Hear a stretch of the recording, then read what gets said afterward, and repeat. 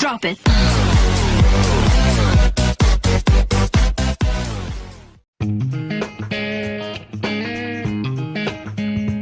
Nah, sekarang kita akan membahas tentang metabolisme energi.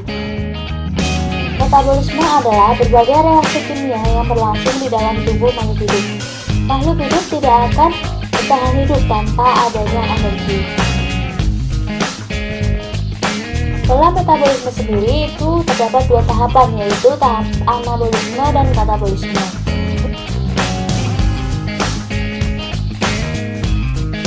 Respirasi seluler adalah proses oksidasi senyawa organik untuk mendapat energi dari pemutusan ikatan kimia pada tingkatan seluler. Yang pertama, glikolisis.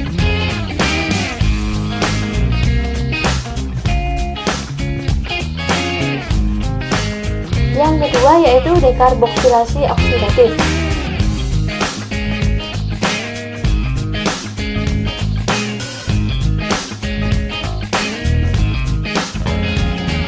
Yang selanjutnya yaitu siklus Krebs.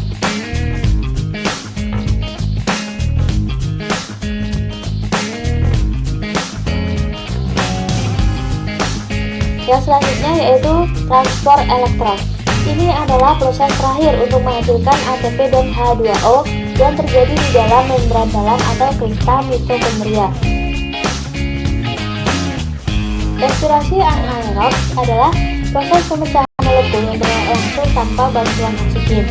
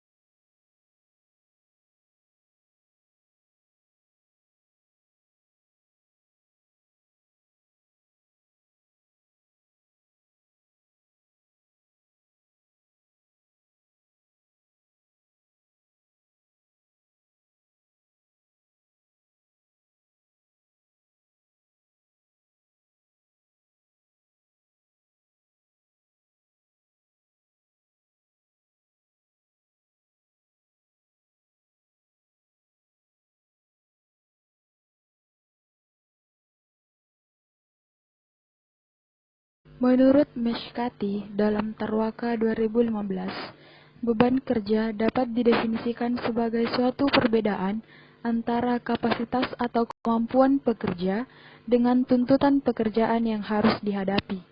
Mengingat kerja manusia bersifat mental dan fisik, maka masing-masing mempunyai tingkat pembebanan yang berbeda-beda. Tingkat pembebanan yang terlalu tinggi memungkinkan pemakaian energi yang berlebihan dan terjadi overstress. Sebaliknya, intensitas pembebanan yang terlalu rendah memungkinkan rasa bosan dan kejenuhan atau understress. Oleh karena itu, perlu diupayakan tingkat intensitas pembebanan yang optimum yang ada di antara kedua batas yang ekstrim tersebut.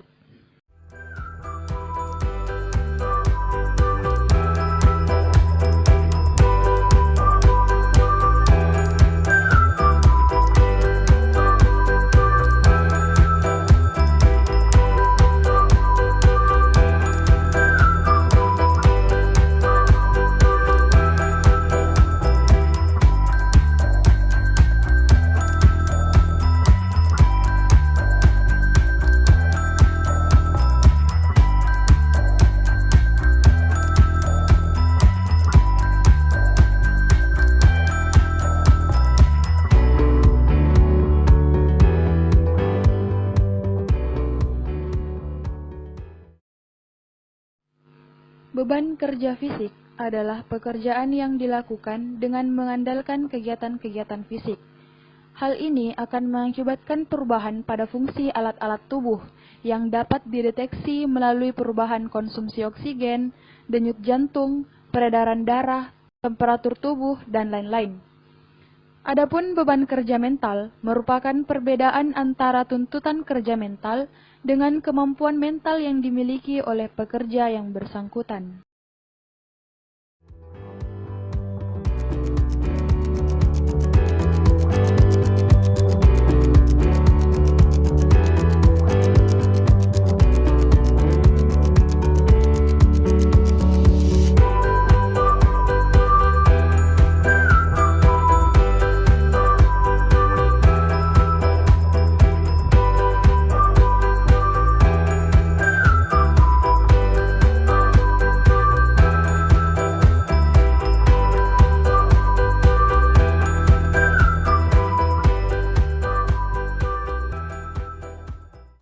Faktor eksternal meliputi banyaknya tugas dan kompleksitasnya, waktu pengerjaan, dan lingkungan kerja. Sedangkan faktor internal berasal dari individu tersebut, baik dari segi somatis seperti gender, umur, ukuran tubuh, kondisi kesehatan, dan lain-lain, maupun dari segi psikis seperti motivasi, persepsi, kepercayaan, dan keinginan.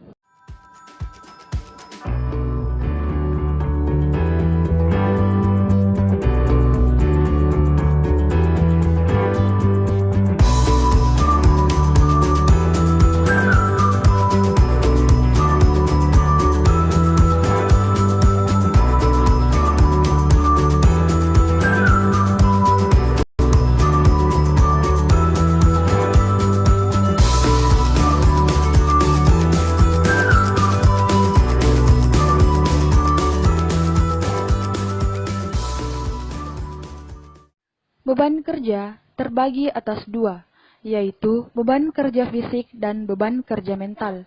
Keduanya diukur dengan cara yang berbeda. Untuk beban kerja fisik, kita dapat mengukur dari perubahan fungsi kerja alat-alat tubuh seperti denyut jantung, perubahan konsumsi oksigen, temperatur tubuh, dan peredaran darah. Sedangkan untuk beban kerja mental dapat diukur dengan beberapa metode. Salah satunya adalah NASA TLX.